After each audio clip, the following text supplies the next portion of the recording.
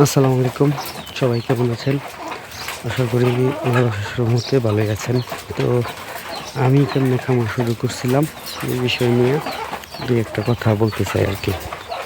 আমার চাচার দোকানে আমি কাজ করি। আমার চাচা পোলট্রি ফিডের ব্যবসা করে। আমার চাচা লেয়ার সাদা মুরগি বেচতেছিল 2022-এর কথা, এটা শীতের সময়। তখন আমার তার বাড়িতে মুরগিজন বেছে, তখন সাথে একটু হেল্প করলাম কাজে। হেল্প করার পরে ভাই আমাদের দিছিল খাইবার লেগা, জব করে যাতে খাই এ লেগে আমার দুইটা সাদা লেয়ার মুরগি দিছিল। তো আমার বাড়িতে এসে দেখি বাড়িওয়ালি বাড়িতে না।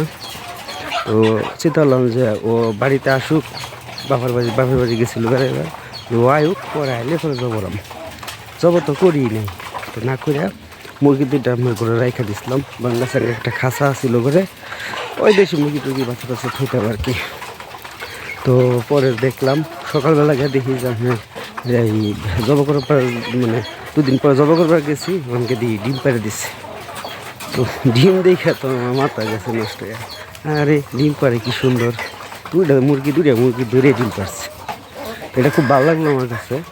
ভালো লাগার পরে আমি চিন্তা করলাম যে না, দুইটা জব করতাম না। পরে হলাম হ্যাঁ মাওনা গেলাম যে ভালো একটা খাঁচা দরকার, বাংলাদেশে আমি খাঁচা মারতে পারলাম যাবো না। তো এই দুই মুরগির জন্য খাঁচা কিনতে গিয়ে ফার্মি মুরগি দেখলাম বাজারে। মুরগিটা দেওয়ার পরে আমার খুব ভালো লাগলো। ছোটো ছোটো ছাওয়া ছিল, মনে হয় 25-26 দিন বয়সে ছাওয়া ছিল, বাচ্চা ছিল আর কি। তো আমি ওইটাই 5 পিস কিনে আনছিলাম। তো 5টাতে আমি শীতের দিন ছিল, তো 3টায় দেখলাম মরে গেল। তো মরে যাওয়ার পরে আর কি ওই 3টা মরে যাওয়ার রইল দুইটা, ওই দুইটা আর আমি ওই জায়গায় সাদা দুটো লেয়ার ছিল ওইটি। আর এমনি বাইরেতে আমি কিনে আনছিলাম আরও 20টা লেয়ার পুলেট কিনে আনছিলাম। এক সময় লেয়ার পুলেটও ডিম হইলো, ওই ফার্মি দুটো ডিম হইলো। কিন্তু ব্যাঘাতটা ঘটলো তখন যখন দিই আমার লেয়ার মুরগির কড়াই জ্বালাই গা মোটামুটি ফুললা প্রায় সব লেয়ার মুরগি আমার মারা গেল। তো ইন্টারেস্টিং বিষয়, তখনও আমার লেয়ার মুরগি আর ফার্মি মুরগি একসাথেই ছিল, কিন্তু একটা ফার্মি মুরগি তখন পর্যন্ত মরেনি। এই জিনিসটা আমার কাছে খুব ভালো লাগলো যে এত রোগবেলায় গেল, লেয়ার মুরগিগুলোর এত চেষ্টা করলাম, তাও একটা মুরগি ফিরলো না। কিন্তু এত রোগবেলার ভিতরে ফার্মি মুরগি দুটো কিন্তু রোগবেলায় কিছু অসুখ কিচ্ছু হতো না। তো তখনই ভাবলাম যে তাহলে আর কি কাজ করি, ফার্মি মুরগি পালি, লেয়ারের বদলে বাদ দিয়ে ফার্মি পালি। পরে আমি যেমন বাবা এই কাজ, তখন আমার গিয়ারা